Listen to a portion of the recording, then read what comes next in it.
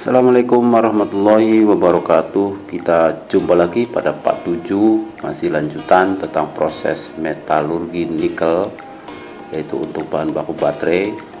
Dan pada video kali ini adalah bagaimana membuat nikel mate menjadi nikel sulfat dan kobalt sulfat untuk bahan baku baterai.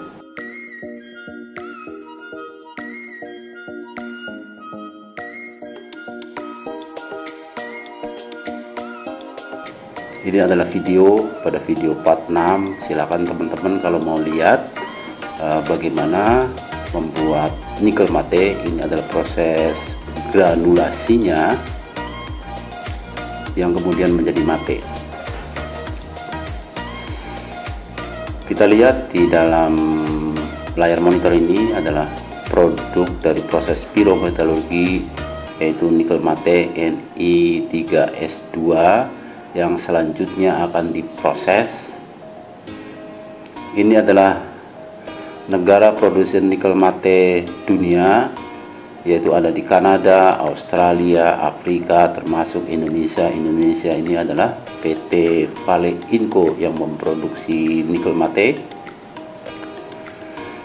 Mari kita lihat di dalam blok diagram ini bagaimana proses nikel mate itu akan dibuat menjadi nikel sulfat dan kobalt sulfat. Proses pertama adalah di grinding, karena Ni3S2 itu sudah dekat dengan metal sehingga perlu di grinding. Dan kenapa di grinding? Itu supaya partikelnya halus, dan semakin halus partikelnya itu semakin mudah bereaksi. Kita lihat videonya bagaimana grindingnya. Salah satunya adalah dengan ball mill. Kemudian proses berikutnya adalah box leach, pressure oxidation leaching. Nah, tujuannya apa? Di dalam box ini adalah autoclave, yaitu diinjeksi oksigen, kemudian ditambahkan asam sulfat. Mate yang sudah di grinding dibikin larutan, kemudian dipompa menuju autoclave. Autoclave ini namanya box ya, pressure oxidation leach. Tadi ditambahkan dengan oksigen, ditambahkan asam sulfat.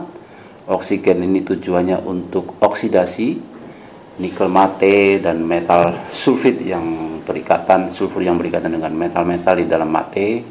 Kemudian asam sulfat ini untuk memecah rantai metal pengotor, kemudian melarutkan metal ke dalam solution, dan kemudian menurunkan pH.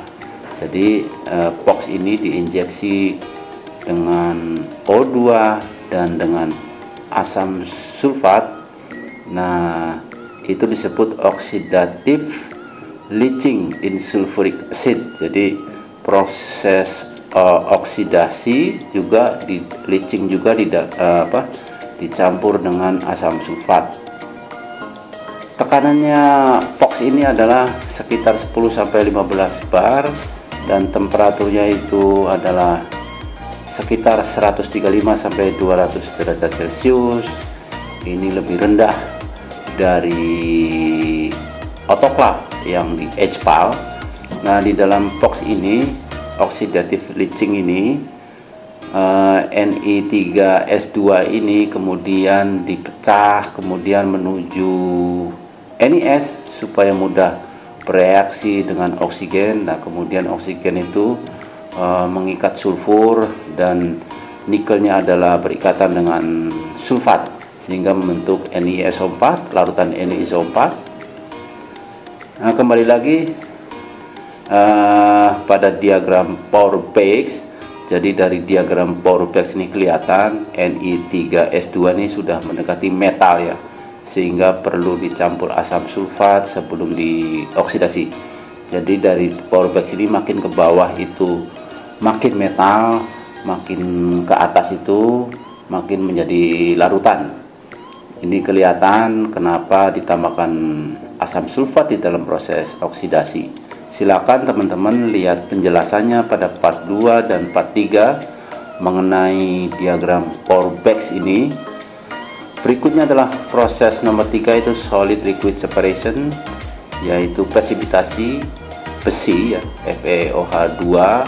Silakan teman-teman juga lihat pada part sebelumnya bagaimana cara mempresipitasi besi ya, yaitu dinaikkan pH-nya.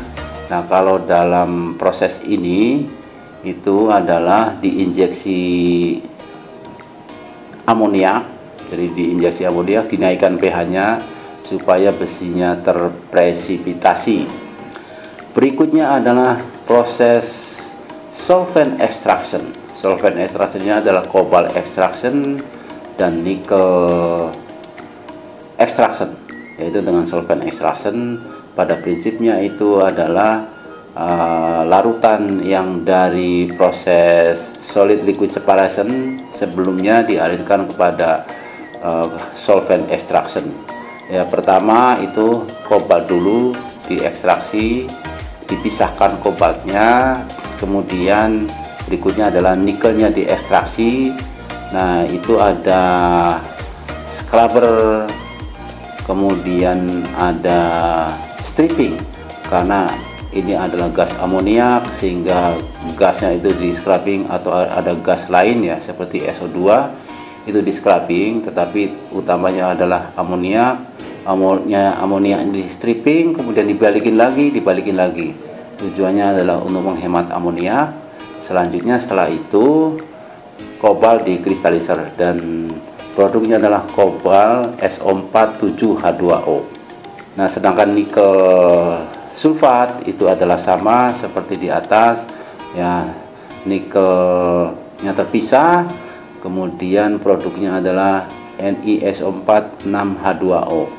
Ini adalah prosedur kristal yang sudah murni, yang bisa digunakan sebagai bahan baku baterai, yaitu sebagai prekursor katoda baterai. Nah, byproduct dari proses ini itu adalah amonium sulfat, AMSUL ya. Itu amonium sulfat karena di atas itu diinjeksi amoniak, kemudian amoniak itu membentuk amonium sulfat. Nah, ini adalah byproduct dan produknya itu dikristaliser, dan amonium sulfat ini adalah pupuk. Jadi dijual untuk pupuk. Perlu teman-teman ketahui bahwa amoniak itu dalam fase tekanan atmosfer itu adalah bentuk gas karena boiling point-nya, titik boilingnya itu adalah minus 33 derajat Celcius, sehingga dibeli dari luar menuju pabrik ini adalah dalam bentuk cair, kemudian dievaporasi karena supaya transportnya lebih kecil, sehingga dalam bentuk cair itu dibawa minus 33 derajat Celcius, kemudian dievaporasi menjadi gas, dan gas itu diinjeksi ke dalam proses solid liquid separation dan presipitasi di atas tadi.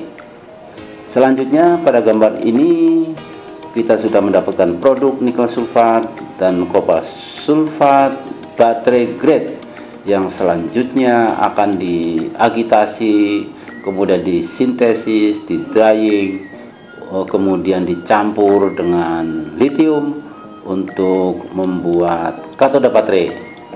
Kita akan lanjut kepada part 8, bagaimana membuat prekursor katoda baterai.